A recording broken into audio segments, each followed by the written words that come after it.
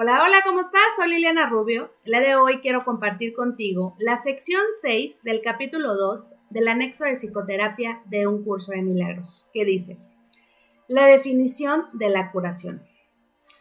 El proceso de la psicoterapia se puede definir, entonces, simplemente como perdón, pues ninguna curación puede ser otra cosa.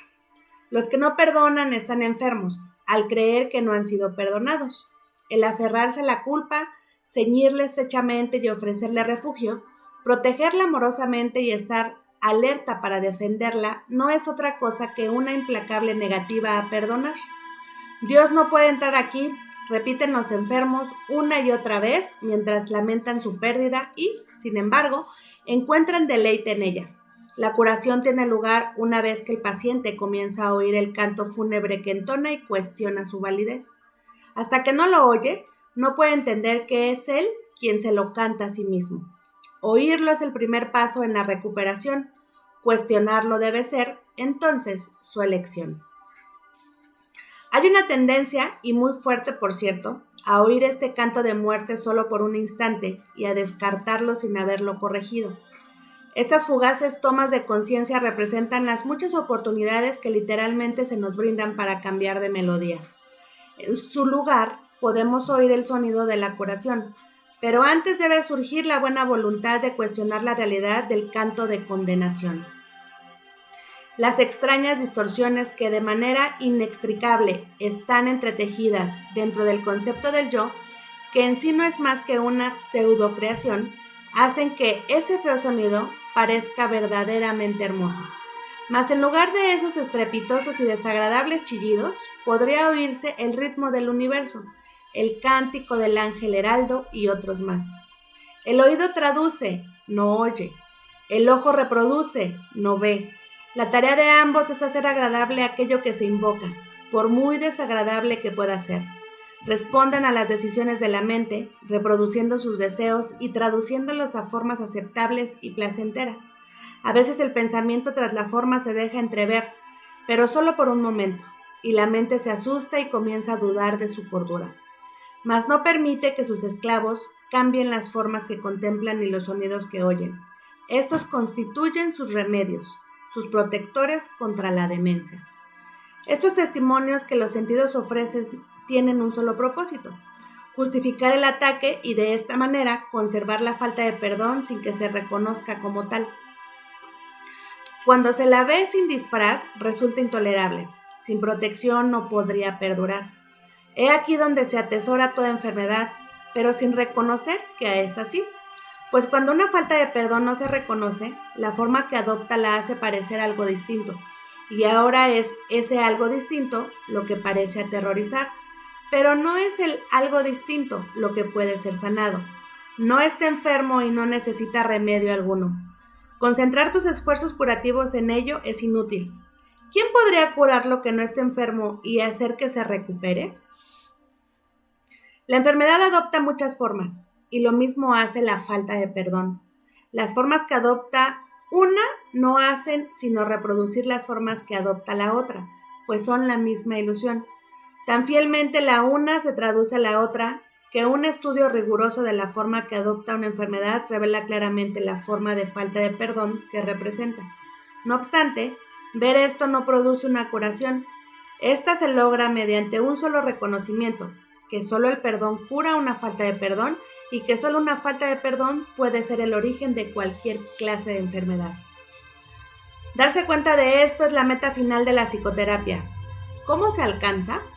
El terapeuta ve en el paciente todo aquello que él no se ha perdonado a sí mismo, y de esta manera se le da otra oportunidad de verlo, reevaluarlo y perdonarlo.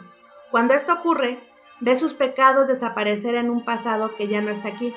Hasta que no lo haga, no podrá sino pensar que el mal lo asedia aquí y ahora. El paciente es la pantalla sobre la que el terapeuta proyecta sus pecados, permitiéndole así deshacerse de ellos. Mas si conserva un pequeño aspecto del pecado que está percibiendo, su liberación es parcial y no está asegurada. Nadie se cura solo. Este es el feliz canto que la salvación entona a todo aquel que oye su voz. Nunca serán suficientes las veces que esta afirmación deba ser recordada por todos aquellos que se consideran terapeutas. No hay otra manera de ver a sus pacientes salvo como los portadores del perdón, pues son ellos quienes vienen a demostrar su impecabilidad ante ojos que aún creen que el pecado existe y que se puede ver. Mas la prueba de la impecabilidad, vista en el paciente y aceptada en el terapeuta, le ofrece a la mente de ambos un convenio en el que se encuentran, se unen y se hacen uno. Pues bien, qué bonito y qué fácil nos explica en esta sección el tema de la enfermedad, ¿no? ¿Qué es justamente esta definición de curación? Literal, es perdonar. Y si no perdonas, entonces estarás enfermo. Y como terapeuta, pues al final tendrás que otorgar, extender este perdón para poder deshacer esa falsa ilusión de conflicto. Vamos a analizar esta sección. La definición de la curación. Y como bien dice, el proceso de la psicoterapia se puede definir entonces simplemente como perdón, pues ninguna curación puede ser otra cosa. Perdón, simple perdón. Los que no perdonan están enfermos al creer que no han sido perdonados, porque ya hemos hablado, yo soy tú y tú eres yo. Y entonces, como no perdono, ¿sí? Pues obviamente yo creo que tampoco a mí me han perdonado. Es un dar y recibir, recuerdo. El aferrarse a la culpa, ceñirla estrechamente y ofrecerle refugio, protegerla amorosamente y estar alerta para defenderla, no es otra cosa que una implacable negativa a perdonar. Cuando creemos justamente en esa condenación y abrazamos esa culpa, le damos un lugar, la hacemos real. Dios no puede entrar aquí, repiten los enfermos una y otra vez mientras lamentan su pérdida y, sin embargo, encuentran deleite en ella. ¿Por qué? Porque justamente eso es donde encontramos el supuesto bienestar. Pero ¿qué es lo que verdaderamente nos hace daño? Dice, la curación tiene lugar una vez que el paciente comienza a oír el canto fúnebre que entona y cuestiona su validez. Como había dicho Helen al principio, debe de haber otra manera. Y cuando tú te preguntas, yo vine a ser feliz, yo no vine a vivir la carencia, el dolor, la enfermedad, el sufrimiento. No, debe de haber otra forma. Y entonces cuestionas. Dice, hasta que no lo oye, no puede entender que es él quien se lo canta a sí mismo, este canto fúnebre de dolor.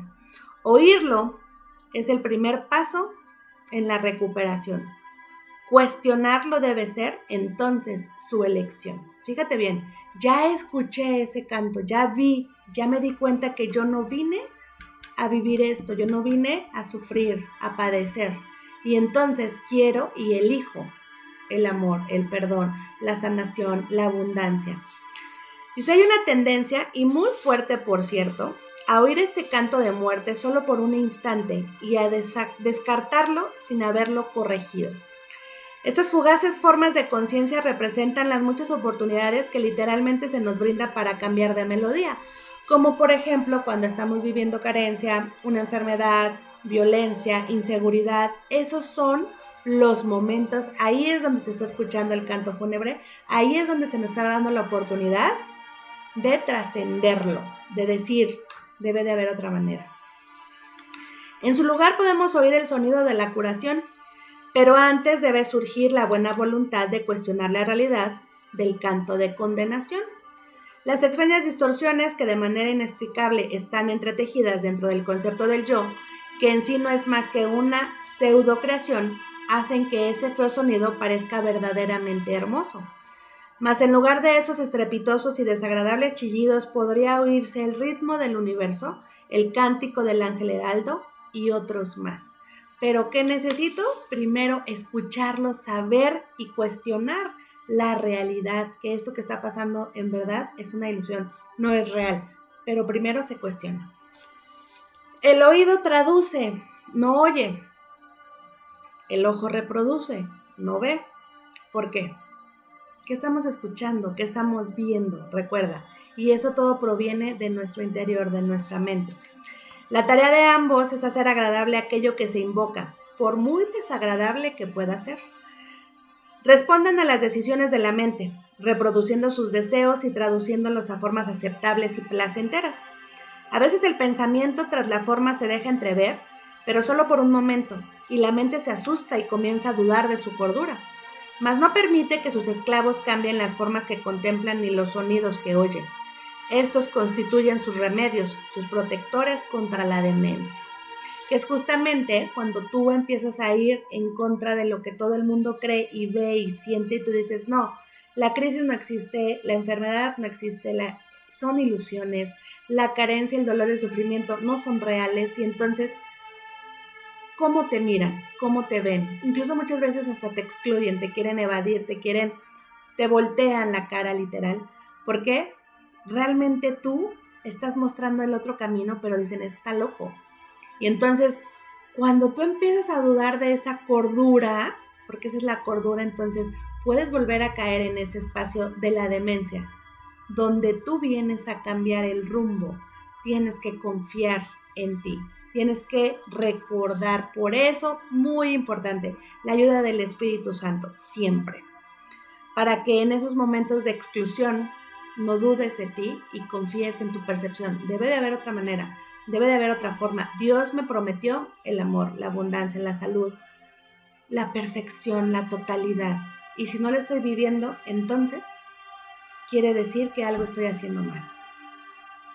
Dice, estos testimonios que los sentidos ofrecen tienen un solo propósito: justificar el ataque y de esta manera conservar la falta de perdón sin que se reconozca como tal. Cuando se la ve sin disfraz, resulta intolerable. Sin protección no podría perdurar. He ahí donde se atesora toda enfermedad, pero sin reconocer que es así. Pero cuando una falta de perdón no se reconoce, la forma que adopta la hace parecer algo distinto. Y ahora ese algo distinto es lo que parece aterrorizar. Pero no es el algo distinto lo que puede ser sanado. No está enfermo y no necesita remedio alguno. Concentrar tus esfuerzos curativos en ello es inútil. ¿Quién podría curar lo que no esté enfermo y hacer que se recupere? Porque si tú comienzas a verlo como ese hijo, esa hija de Dios, con esa energía, ese cuerpo perfecto, no hay nada que curarle, no hay nada que sanarle, no hay nada que cambiarle. ¿Por qué? Porque él es perfecto o ella es perfecta. Dice, la enfermedad adopta muchas formas y lo mismo hace la falta de perdón. Las formas que adopta una no hacen sino reproducir las formas que adopta la otra, pues son la misma ilusión. Tan fielmente la una se traduce a la otra, que en un estudio riguroso de la forma que adopta una enfermedad, revela claramente la forma de falta de perdón que representa. No obstante, ver esto no produce una curación. Esta se logra mediante un solo reconocimiento. Fíjate bien, mediante un solo reconocimiento. Que solo el perdón cura una falta de perdón y que solo una falta de perdón puede ser el origen de cualquier enfermedad. Y entonces, para yo curarme necesito perdonarme. Para yo curar al otro necesito perdonarlo. ¿De qué? De que haya elegido incluso la enfermedad, la carencia. Yo elegí este sufrimiento, pero me perdono por ello porque había olvidado quién era y me recuerdo quién soy. Y me apoyo, por supuesto, en el Espíritu Santo. Dice, darte cuenta de esto es la meta final de la psicoterapia. ¿Cómo se alcanza? El terapeuta ve en el paciente todo aquello que él no se ha perdonado a sí mismo. De esta manera se le da la oportunidad de verlo, reevaluarlo y perdonarlo nuevamente. Cuando esto ocurre, ve sus pecados desaparecer en un pasado que ya no está aquí. Hasta que no lo haga, no podrá sino pensar que el mal lo asedia aquí y ahora. El paciente es la pantalla sobre la que el terapeuta proyecta sus pecados, permitiéndole así deshacerse de ellos. Mas si conserva un pequeño aspecto del pecado que está percibiendo, su liberación será parcial y no está asegurada. Fíjate bien, nosotros que ya llevamos estudiando y trabajando con un curso de milagros y de repente viene una persona y te comenta y te habla de la carencia, del dolor, del sufrimiento, de la enfermedad, puedes caer en lo mismo. Te está representando lo que hay en tu mente. Por lo tanto, necesitas perdonar para trascender esa separación, ese conflicto, esa enfermedad. Porque si no, al final, acuérdate, como en una conciencia de unidad, te sanas tú, me sano yo, pero si no lo hago, nos separamos y seguimos haciendo real la carencia, la enfermedad, el dolor, el sufrimiento. Nadie se cura solo. Este es el feliz canto que la salvación entona a todo aquel que oye su voz. Por eso no debemos y podemos caminar juntos, sí, pero no debemos ir solos. ¿Por qué? Porque si voy solo, ¿en dónde me voy a reflejar? ¿En dónde me voy a proyectar? ¿Cómo voy a saber qué es lo que necesito perdonar, curar, sanar? ¿Qué sería si no lo veo en el otro? Si el otro no viene y me habla de sus conflictos de carencia, de dolor, de sufrimiento, ¿cómo voy a saber yo dónde tengo que trabajar mi mente? Por eso es tan importante no caminar solos, caminar en conjunto. Dice, nunca serán suficientes las veces que esta afirmación deba ser recordada por todos aquellos que se consideran terapeutas. No hay otra manera de ver a sus pacientes salvo como los portadores del perdón, pues son ellos quienes vienen a demostrar su impecabilidad ante ojos que aún creen que el pecado existe y que se puede ver. Mas la prueba de la impecabilidad, vista en el paciente y aceptada en el terapeuta, le ofrece a la mente de ambos un convenio en el que se encuentran, se unen y se hacen uno, porque para eso vienen contigo, para hacerse uno, para salvar esa brecha de separación, para ayudarte a perdonar, a sanar, a liberar todo lo que todavía en tu mente inconsciente no puedes ver en ti, pero la puedes ver fácilmente en el otro. Así es que esa es nuestra gran bendición, ver en esa persona que te cae muy mal, que está enferma, que sufre de carencia, de dolor, que tiene algún sufrimiento, que está atorada en esa mente del ego, ver eso no en el otro, en ti, para poder perdonarlo, para poder curarte, poder ahora sí que alinearte a la voluntad divina y poder recordar quién eres como hijo o hija de Dios y trascender las ilusiones. Espero haya quedado claro, te mando un súper abrazo y nos vemos pronto. Gracias, gracias, gracias.